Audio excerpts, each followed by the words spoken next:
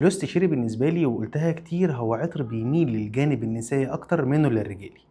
عارف أنا إيه أكتر حاجة مستغربها فيك؟ إنك فاكر إني باحب لوست شيري لدرجة إن أنا ممكن أرشّها وأنزل بيها الشارع أو لو عندي مناسبة أرُش لوست شيري وأروح بيه. هي حالة أنا باعيشها، وقت ما أحب أعيش الحالة دي بارُش لوست شيري وأتبسط.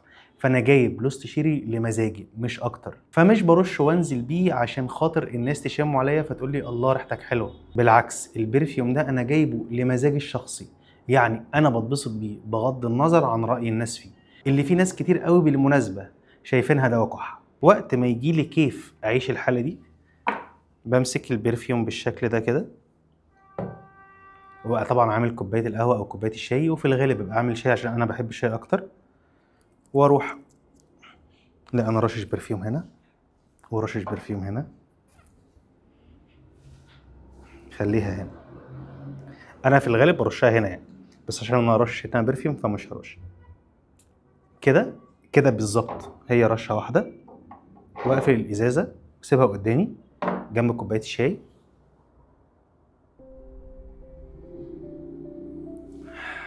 كده أنا مبسوط، كده أنا متكيّف، كده أنا في دنيا تانية.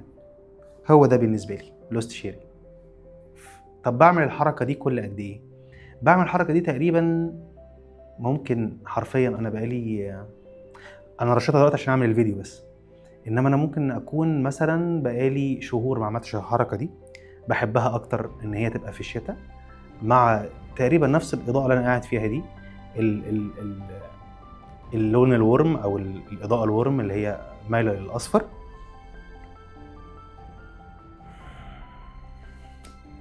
مع الست أم كلثوم بقى، أغنية هادية، كوباية الشاي، كوباية القهوة. آآ بس. هو طقوس معيّنة أنا باعيشها، حالة أنا باعيشها، أنا مبسوط بالبرفيوم كده، إنما لا جايبه عشان حد يشمّه، ولا جايبه عشان حد يقول لي رأيه فيه إيه، ولا بقى فارق معايا هنا لا ثبات ولا أداء بالنسبة للفواحين يعني، ولا نقاء ولا سعر. يعني البرفيوم ده أنا لو باجيبه بعيدًا عن اللي أنا باعيشه معاه أو الحالة اللي بيدخّلني فيها، أنا ما ادفعش فيه 3، 4000 جنيه على بعض.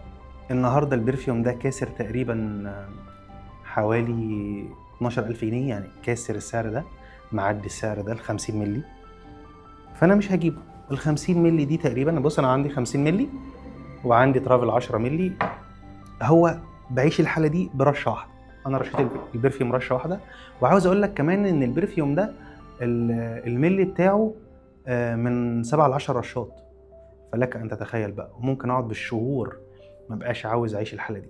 عاوزك مثلًا كده تفكّر معايا إنك أنت عاوز تاخد نَفْسك وتنزل في مكان مفتوح في عز الشتا، تجيب لك بقى حلبسة أو حمص الشام، عشان إحنا الحلبسة عندنا في إسماعيلية غزل بنات، بنسميها حلبسة، بس في القاهرة هنا الحلبسة هو اسمه إيه؟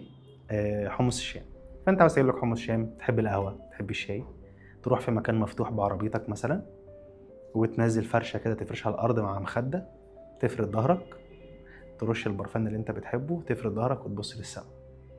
الحركة دي بتعملها كل قد إيه مثلًا؟ ما افتكرش إنك بتعملها على طول. وزي ما قُلت لك كمان ممكن تكون بتعملها في الشتا بس. يعني أنا باحب أقعد في الأماكن المفتوحة، باحب أقعد على البحر في الشتا، ما باحبش أقعد على البحر في الصيف. أنا باحب البحر في الشتا أكتر منه في الصيف. مش بانزله بس باحب أقعد قدامه، ودايمًا باحب أبُص للسما، يعني باحب أحس إن المكان واسع كده ومريحني. الموضوع ده بتعمله مرّة كل قد إيه؟ مرّة كل كتير صح؟ أنا تقريبًا نفس الموضوع مع لوست شيري. لوست شيري دي ممكن تقعد عندي في مكتبتي العطرية سنين وما تخلصش. ليه؟ لإن هي الرشة دي مع كوباية الشاي مع صوت الست أم كلثوم في الخلفية واتبسطت. إنما لا جايبه عشان أداء ولا عشان ثبات ولا عشان نقاء، أنا جايبه عشان حالة أنا باعيشها.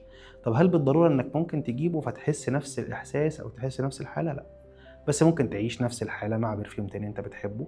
فكل واحد فينا ليه تجربته الخاصة.